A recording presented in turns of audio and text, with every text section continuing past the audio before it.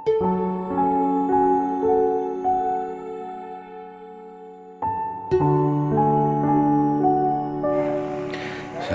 warahmatullahi wabarakatuh.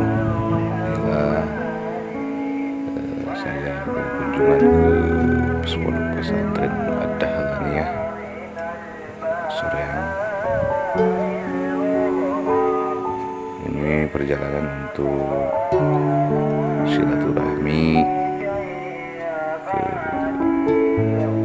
Kiai Haji Ahmad Salimul Afif ya. Dengan keindahan kemegahan masjidnya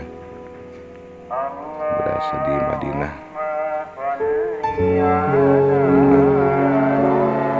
Luas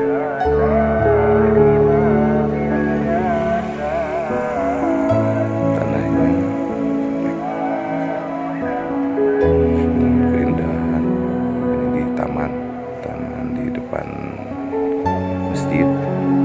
Depan masjid yang indah, megah, mesinnya yang megah. Subhanallah, ini setelah itu lagi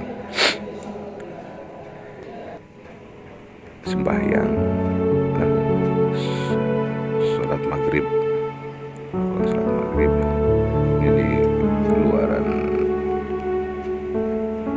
masjid, di dalam masjid dengan ukiran-ukiran lafaz Allah dan lafaz Muhammad. Tujuan saya di sini untuk bersilaturahmi dengan beliau.